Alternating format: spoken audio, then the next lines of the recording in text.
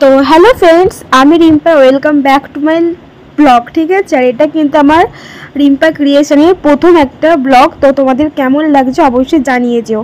তো সকালবেলা তুমি প্রত্যেক দিনকার মতো ঘুম থেকে উঠলাম, কিন্তু আজকে যেটা হয়েছে সেটা হচ্ছে আমি আজকে ভিডিও অন করেছি। আগে যখন উঠতাম ঘুম থেকে ভিডিও অন করতাম না, কিন্তু আজকে হচ্ছে ভিডিও অন করেছি। ঠিক আছে, এটাই হচ্ছে পার্থক্য। তো যাই হোক, ঘুম থেকে উঠলাম, উঠে কিন্তু যেটা আমি রোজকার দিনে করে থাকি, বসে পড়ি একটা চেয়ারে বসে বসে কিন্তু একটু চোখ অগড়াই। তো যেটা করছি সেটা চোখ অগড়াচ্ছি। আর তারপরে কিন্তু যেটা করি সেটা হচ্ছে আমি মাথা আঁচড়ে নিই, কারণ চুল খোলা থাকলে না কোনো কাজ করতে ইচ্ছে করে না। কারণ খুব অস্বস্তি লাগে যখন মনে হয় চুলটা জাস্ট মুখে পড়ে গেল। তো অনেকেই আছে চুল খোলা রেখে কাজ করতে পারে, যেটা আমার পক্ষে একদমই সম্ভব নয়। তো আমি কিন্তু প্রথমে চুলের জোট ছাড়িয়ে নিচ্ছি। আর আমি জানি না কেন আমার হেয়ারে এত পরিমাণে জোট বেঁধে যায়, আমি ছাড়াতেই কিন্তু আমার অর্ধেক অনেক হেয়ার ফলও হয়, তার সাথে অনেক চুল উঠেও আসছে জোটের কারণে। তো যাই হোক, চুলটা কিন্তু একটু ভালোভাবে আঁচড়ে নিলাম। এবার আমি চুলটাকে, আর গরমের কিন্তু খুব সহজ একটা হেয়ার স্টাইল তোমাদেরকে সঙ্গে শেয়ার করে দিই, খোঁপা। ঠিক আছে, আমি কিন্তু বাড়িতে যখন থাকি না খোঁপা করেই থাকি, কারণ এত গরমে বাড়িতে কাজকর্ম করতে হলে কিন্তু খোঁপাটাই হচ্ছে সবচেয়ে ভালো একটা সাজেশন। তো ওই জন্য কিন্তু আমি খোঁপা করে নিলাম। তারপরে চলো এবার দেখতে থাকো আমি সারাদিন কি করি না করি। তো আমি এখানে দেখালাম, তো বোনকে একটু তোলার চেষ্টা করছিলাম যে বোন উঠে পড়। তো মশারি খাটিয়ে শুয়েছিল, তাই বোনকে খুব একটা ভালো দেখা যাচ্ছিল না, তাই বোন কিন্তু উঠলো না। তো যাই হোক, বোনকে বিরক্ত করা বাদ দিয়ে আমি কিন্তু এবার যাই, কয়েকটা কাজ আছে সেগুলো করে ফেলে। বোন কিন্তু এদিকে নাকে সর্ষের তেল দিয়ে বলতে পারো খুব ঘুমোচ্ছে। ঠিক আছে, আর হ্যাঁ, তখন কিন্তু বাজে প্রায় 7টা। আর এদিকে আমাদের গোপু সোনাও ঘুমোচ্ছে, তো ওকেও ঘুম থেকে তুলতে হবে। আর তোমাদের কিন্তু সকালবেলা ঠাকুর দর্শনটা করিয়ে দিলাম। তো সবাই কিন্তু অবশ্যই নমস্কার করে নিও। হ্যাঁ, তারপরে কিন্তু আমি এখানে এবার উঠে পড়েছি। তো উঠে এবার কিন্তু আমি গোপুকে এবার ফার্স্টে ঘুম থেকে তুলে দেবো, কারণ আমি তারপরে বাকি কাজকর্মগুলো সারবো। ওই জন্য প্রথমে গোপুকে তুলে দিলাম, এরপরে কিন্তু বোনকেও তুলতে হবে আমাকে। তো প্রথমে কিন্তু গোপুকে যেটা বলি হাততালি দিয়ে, তো ওটা 3বার হাততালি দিয়ে বলে ফেললাম। আর ওটা আমি এখন লাইভে ব্লগে বলছি না, তার কারণ আছে। তো তোমরা যদি শুনতে চাও তো অবশ্যই বলবে, আমি শর্ট একটা ভিডিওতে তোমাদের সাথে সেটা শেয়ার করবো। হ্যাঁ, এরপরে কিন্তু আমার গোপুর বিছানাটা গুছাবো। তার আগে কিন্তু আমি ওর যে মশারিটা খাটিয়েছিলাম না, ওর কিন্তু মশারিটা খুব কিউট এবং ছোটোখাটো খুব সুন্দর একটা মশারি, তাই আমি কিন্তু গুছিয়ে নিলাম। এরপরে কিন্তু ওকে একটু আমি নিয়ে কোলে নিলাম। তো তোমাদের সঙ্গে তোমাদের একটু দেখা করিয়ে দিলাম। ও কিন্তু তোমাদেরকে হাই বলে দিল। ঠিক আছে, তোমরাও কিন্তু ওকে হ্যালো বলে দিও। তো তারপরে কিন্তু ওকে আমি নিয়ে এসেছি। তো তারপরে কিন্তু ওর যে থালা বাসনগুলো ছিল না, ওকে তো প্রসাদ দেওয়া হবে সকালে।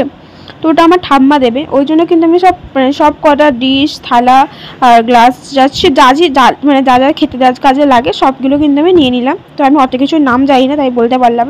এরপরে কিন্তু আমার গোবুকে আমি মুখটা ভালো করে ধুয়ে আনলাম বেসিনে গিয়ে। তো ওর কিন্তু মুখ ধোয়া কমপ্লিট, ওকে চল একটু মুছিয়ে দিই। তো ওর মুখটা মুছিয়ে দেওয়ার পরে কিন্তু আমি ওকে এবার বসাবো ওর সিংহাসনে। ওর কিন্তু খুব মিষ্টি একটা সিংহাসন আছে। ঠিক আছে, তোমাদের কিন্তু সকালে আরেকবার ঠাকুর দর্শন করিয়ে দিলাম। এরপরে চলো আমার দৈনন্দিনের কাজকর্মগুলো এবার শুরু করা যাক। তখন ঘড়িতে বাজে 22 সাড়ে 7টা মতো। আর আমি কিন্তু এখানে ঝাড়ুটা খুঁজেই পাচ্ছিলাম না। খুঁজে যখন পাচ্ছিলাম না, তো তখন ভাবলাম যে ঝাঁটা দিয়ে আজকে কাজটা চালিয়ে নেওয়া যাক। তো আমি না খুব সচরাচর ঝাঁটাটা ইউজ করা হয় না, তো আজকে কিন্তু ঝাড়ুটা পাচ্ছিলাম না, ওই জন্য কিন্তু আমি ঝাঁটাটাকে ইউজ করছি। তো যাই হোক, ভালো করে ঝাঁট দিচ্ছিলাম। আর ঝাড়ুতে যেটাতে কাজ হয় না, সেটা ঝাঁটা দেখে মনে হচ্ছে কাজ হয় না, কারণ ঝাঁটাতে অনেক ময়লা রয়ে যাচ্ছিলো, ধুলো রয়ে যাচ্ছিলো। তো যাই হোক, আমার ঘরে কিন্তু তোমাদেরকে একটা কথা বলে রাখি, এত পরিমাণে ধুলো আছে আমি ভেবে পাই না কোথা থেকে এত ধুলো চলে আসে। ঠিক আছে, আমি যদি রাত্রিরে ভালো করে পরিষ্কার করে ঘর মুছে ঝাঁট দিয়ে শুই, সকালবেলা উঠে দেখি সেই ধুলো পুরো এমন অবস্থা হয়ে যায়। তো যাই হোক, বোন যেহেতু আমার ঘর খেলে একটু, তো বোন ওরাও খেলে, বিছানাতেও খেলে। বিছানা তো লন্ডা ভন্ড থাকে আমাদের বেশিরভাগ সময় দেখতে পাবে তোমরা, কিন্তু আমি চাই না সবসময় গুছিয়ে রাখার, তো সবসময় তো হয় না। এদিকে কিন্তু তোমাদের সঙ্গে বকর করতে করতে কাজকর্ম করতে করতে কিন্তু আমি এখানে চলে আসছি ঘর মুছতে। আর ঘর মোছার যে লাঠিটা, ওটা কিন্তু ভালো করে নিংড়ে নিচ্ছি, কারণ এখন না আমি সকাল থেকে ঘুম থেকে উঠে দেখি না প্রচণ্ড আকাশ মেঘলা। তো মেঘলা দিনে আর কি করা যাবে, আজকে কিন্তু আবার নিরামিষ, আজকে হচ্ছে সোমবার। তো চলো আজকে সারাদিনটা কি করি না করি তোমরা সব দেখতে থাকো। হ্যাঁ, তার মধ্যেখানে কিন্তু আমি এখানে ঝাঁট দেবো। তো ঝাঁট দেওয়া কমপ্লিট হয়ে গেছে। এরপরে কিন্তু আমি এখানে ভালোভাবে ঘরটা মুছে নিচ্ছিলাম। আর আমার খাটের নিচেটা না একটু ভালো করে মুছছিলাম, যাতে কোনো নোংরা ময়লা যাতে না থেকে যায়, ওই কারণে। তো দেখো, আমি একটা ছোট্ট কিউট বালতি নিয়ে চলে আসছি। তো তারপরে কিন্তু ঘরটা অলমোস্ট মুছে নিচ্ছিলাম। আর আমি ওদিকে পাখাটা তো বন্ধ করে ঝাঁট দিয়েছি, পাখাটা চালাবার খেয়াল ছিল না। ওদিকে কিন্তু বোন চেঁচামেচি করছে যে দিদি দিদি আমাদের পাখাটা চালিয়ে দিয়ে, আমার খুব গরম লাগছে। তো যাই হোক বোনকে কিন্তু সেই মতো পাখাটা চালিয়ে দিয়েছি।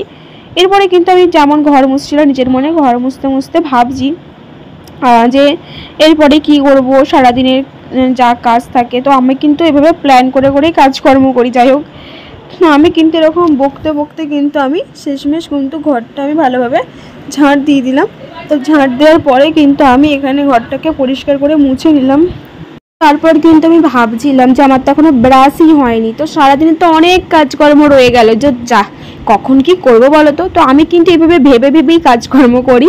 তো তোমরাও কে কে আমার মতো আছো অবশ্যই জানিয়ে যাও। হ্যাঁ, আর তারপরে কিন্তু যাই হোক চলো, এবার কিন্তু আমার ঘরটাও অলমোস্ট মোছা হয়ে গেছে। এবার কিন্তু আমি আমার চৌকাঠটাকে পরিষ্কার করে পরিচ্ছন্ন করে মুছে নিই। আর কি বলো তো, প্রত্যেকটা কাজ যদি পরিচ্ছন্ন পরিষ্কারভাবে না হয় তো নিজেরই ভালো লাগে না, যে যা কাজটা করলাম কিন্তু কাজটা ঠিকমতো হলো না, আফসোস থেকে যায়, তাই না? তো আমার সাথে কিন্তু এটা হয়। এরপর যেটা কাজ সেটা হচ্ছে ব্রাশ করতে হবে, তার কারণ আমার ভীষণ খিদেও পেয়ে গেছে।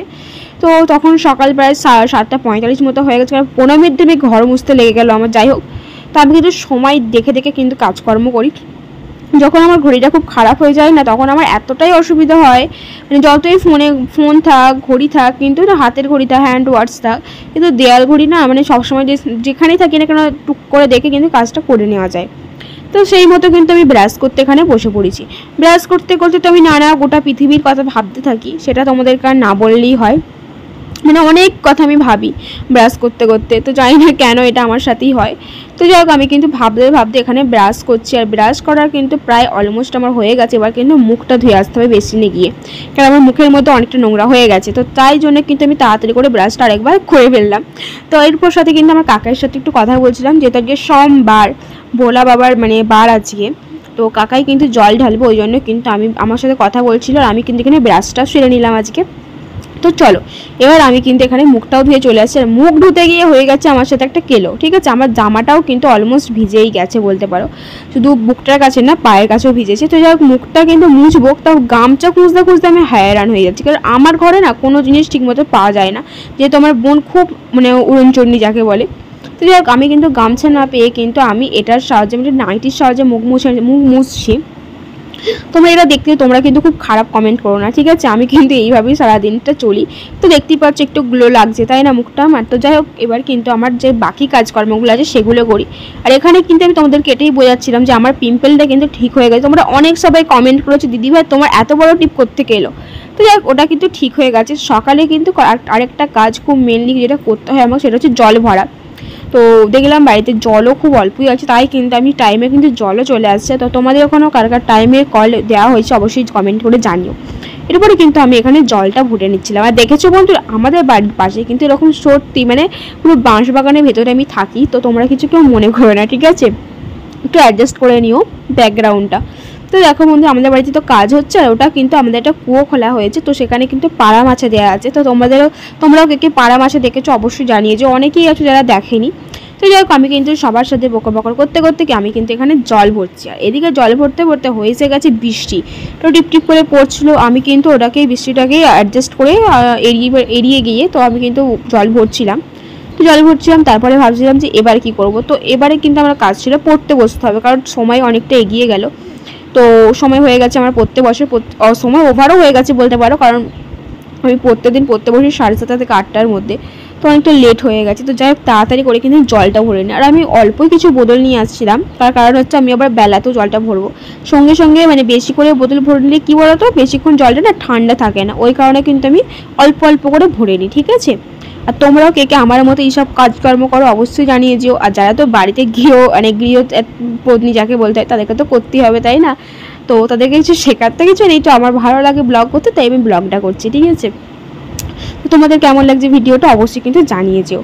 আর এরপরে কিন্তু আমি তাড়াতাড়ি করে ফাটাফাট জলগুলো ভরে নিচ্ছি। এই কিন্তু বৃষ্টিটাও ঝমঝমিয়ে প্রায় আসতে চলেছে, ঠিক আছে? বুঝতেই পারছি জলের একটা আওয়াজ হয় না, শো করে, আমার কিন্তু ভীষণ ভালো লাগে, ঠিক আছে? এই আওয়াজটা শুনতে। তো এই আওয়াজটা শুনতে শুনতে আর কাকের সাথে একটু বকর করতে করতে কিন্তু আমি জলটা প্রায় অলমোস্ট ভরে ফেলেছি। আর কয়েকটা বোতল আছে সেগুলো ভরে নেবো। আর দেখেছো বন্ধুরা আমার সাথে কিন্তু এইগুলো হয়, ঠিক আছে? মানে কোনটা ছেড়ে কোনটা ভরবো, মানে দুটোই হাতের কাছে আছে, একবার এটা একবার ওটা। আমি কিন্তু এই ছেলে মানুষগুলো এখনও করি, এখন আমার যায়নি ছেলে মানুষগুলো। তো তোমরা কিন্তু কেউ উল্টো পাল্টা কিছু বলবো না, ঠিক আছে। তো আমি হয়তো বড় হয়েছি, বাট আমার ছেলে মানুষগুলো কিন্তু এখনও সেই একই রকম আছে। তো যাই হোক, তোমাদের সঙ্গে কিন্তু এটা হচ্ছে। যাই হোক, আমি কিন্তু কথা বলতে বলতে কিন্তু আমার সব অলমোস্ট জল ভরা হয়ে গেছে। আর আমি ব্লগে যখন মানে ভয়েস ওভার দিচ্ছি না, তখন প্রায় দুপুর। আমি জাস্ট খাওয়া দাওয়া করলাম, খাওয়া দাওয়া করে বসে বসে তোমাদের সঙ্গে আমি আড্ডা মারছি, তো কথা বলছি। যাই হোক, এরপরে কিন্তু আমার জল ভরা হয়ে গেছে। জল ভরে কিন্তু আমি একটা কাজ তো ভুলেই গেছিলাম, আমি তো ঘর মুছেছি, কিন্তু এই ঘর মোছার পর যে পা মোছা দুটো থাকে আমার একটা বারান্দায় আর একটা চৌকার একটা মানে বিছানার খাটের কাছে, ওই দুটো পা মোছা একটু ঝেড়ে আনলাম, ঝেড়ে কিন্তু দুটো রেখে দিলাম। এরপরে চলো বন্ধু আমার বোনকে তুলে দিই, কারণ বোনকেও তো নিয়ে পড়তে বসতে হবে, তাই না। ওর যেহেতু সামনে 2রা আগস্ট হচ্ছে আমার বোনের পরীক্ষা, তো খুব মন দিয়ে পড়াশোনা করতে হবে। কিন্তু ম্যাডাম পড়াশোনার কথা ভুলে গিয়ে তো এখন মানে ঘুমোচ্ছে। আর এইদিকে দেখো আমার আলনার আর চেয়ারের অবস্থা। চেয়ারে যেগুলো জামা কাপড় দেখতে পাচ্ছি সেগুলো কিন্তু আমার আলমারিতে যাবে, আর এই আলনাটা কিন্তু আমার ভীষণই প্রচণ্ড জামা কাপড় হয়ে গেছে যাকে বলতে পারো। তো এরপরে কিন্তু আমি এখানে অলমোস্ট রেডি হয়ে যাচ্ছি। তো রেডি হওয়ার আগে কিন্তু আমি এখানে জামা কাপড়গুলো গুছিয়ে নিচ্ছি, কারণ রোজ রোজ না এত করে জামা কাপড় গুছিয়ে তো আমার একদমই ভালো লাগে না।